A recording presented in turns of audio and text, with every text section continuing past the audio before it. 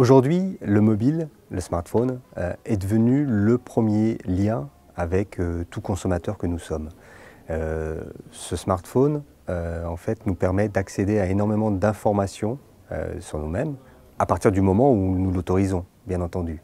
Mais si nous sommes clients d'une marque et que nous avons par exemple installé son apps parce qu'on est un client fidèle, il y a de fortes chances que lorsque l'on va aller sur le point de vente, on va pouvoir également utiliser cette apps.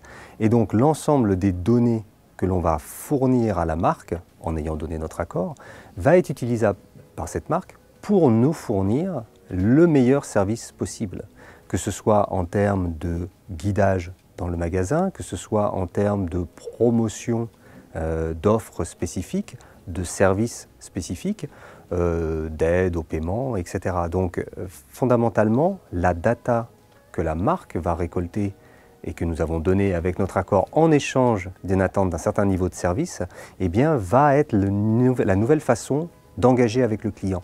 Et l'apps n'est plus simplement, je dirais, le moyen d'interaction avec le client quand il est remote, mais aussi quand il est sur le point de vente. Il y a de plus en plus d'exemples en fait, de retailers qui sont en train d'installer des infrastructures et de mettre en place des apps qui vont savoir tirer parti justement du fait que l'app soit utilisée in situ pour interagir avec le client, pour redéfinir l'expérience client.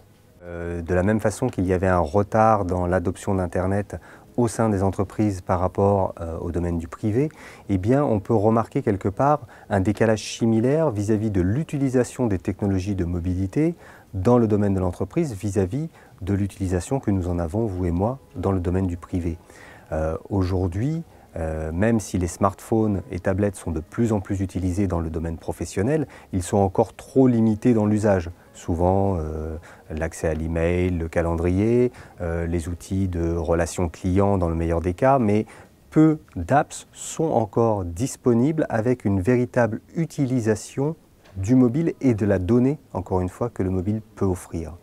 Dans ce cadre, il y a un certain nombre d'initiatives où en fait, un certain nombre d'acteurs vont fournir un nouveau type d'apps qui savent en fait tirer parti et du device et de la donnée qui est mise à disposition. Vis-à-vis de la donnée, il y a un problème qui se pose aujourd'hui, c'est la quantité de données disponibles.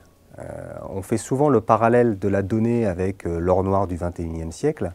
Je dirais qu'une des différences vis-à-vis de l'or noir, c'est que la donnée est en croissance exponentielle. Et donc on se retrouve en fait devant un problème d'exploitation de l'information, d'exploitation de la donnée.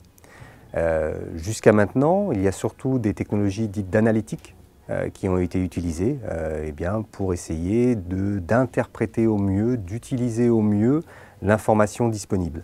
Aujourd'hui, nous avons et de l'information, de la donnée structurée et de la donnée non structurée qui arrive notamment en temps réel par l'ensemble des terminaux, que ce soit des smartphones, des objets connectés qui sont disponibles. Et il faut essayer de tirer parti de cette information. Or, devant cette croissance exponentielle de la donnée, l'analytique seule ne peut pas fournir les bons résultats.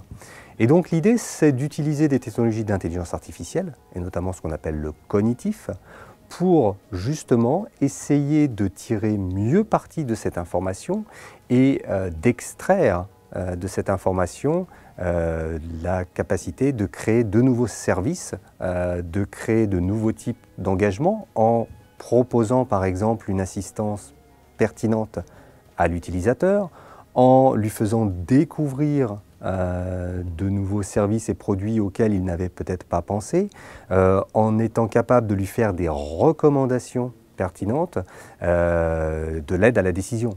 Je dirais que le cognitif va venir compléter les technologies que nous avions jusqu'à maintenant, qui sont l'analytique et le prédictif, pour ouvrir un nouveau champ des possibles autour de la donnée.